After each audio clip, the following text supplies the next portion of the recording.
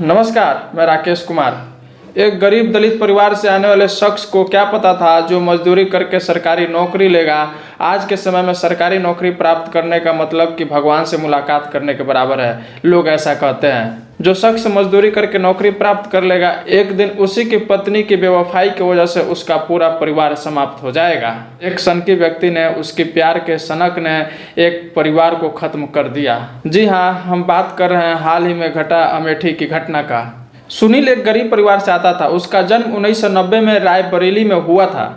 उसके पिता मजदूरी करते थे, दूसरे को खेतों में काम करते थे। सुनील 2 भाई थे। परिवार की स्थिति उतनी अच्छी नहीं थी कि दोनों पढ़ाई कर सके। वे अपने पिता राम गोपाल के साथ ईंट भट्टा में काम करते थे। गांव में मनरेगा में काम करते थे, लेकिन मनरेगा में मजदूरी कम मिलता था तो उसका बड़ा भाई बाहर काम करने चला गया। लेकिन सुनील गाँव में ही मजदूरी करता था और पढ़ाई लगातार जारी रखा था। वो दिन में मजदूरी करता था और रातों में पढ़ाई करता था। लेकिन मजदूरी में ज़्यादा पैसा नहीं मिलने की वजह से सुनील जो था वो फेरी का काम करने लगा। मतलब कि सामान उठाकर मार्केट से गांव के किराना दुकानों में पहुंचाने लगा। लेकिन सुनील को पढ़ाई का महत्व तो पता था। वो एक कहावत है ना, आधी रोटी खाएंगे फिर भी पढ़ने जाएंगे।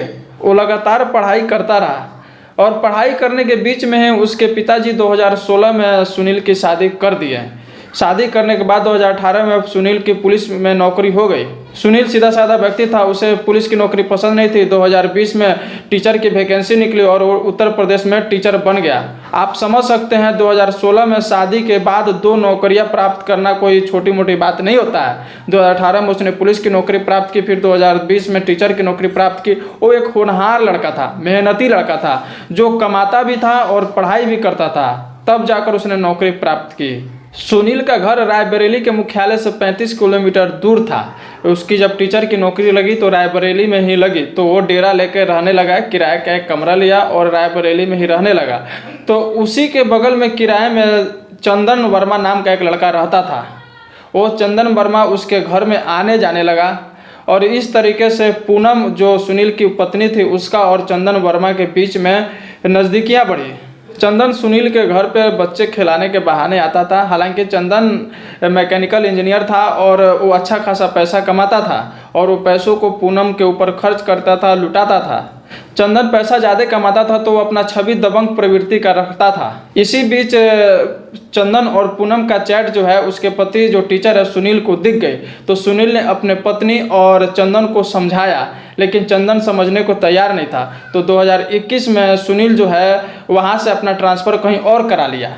चंदन नहीं माना। सुनील का ट्रांसफ़र कराने के बावजूद भी चंदन उसके घर पे आने जाने लगा। हालांकि इसमें कोई शक नहीं है कि पूनम और चंदन के बीच अवैध संबंध थे।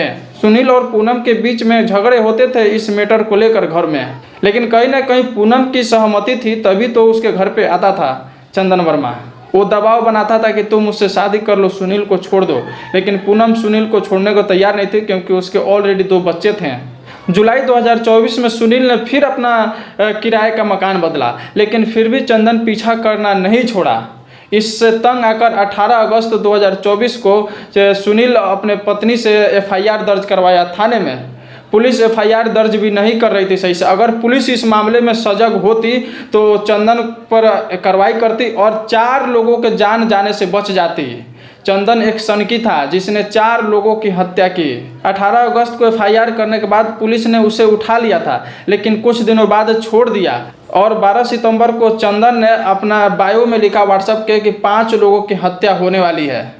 5 लोगों में जो 4 लोग थे वो सुनील थे और उनकी पत्नी थी और उनके 2 बच्चे, और बताया जा रहा है एक जो था सुनील का साला था, क्योंकि सुनील का साला चंदन पर दबाव बनाया था कि तुम मेरे बहन से किसी भी प्रकार का रिलेशनशिप मत रखो, उससे दूर रहो।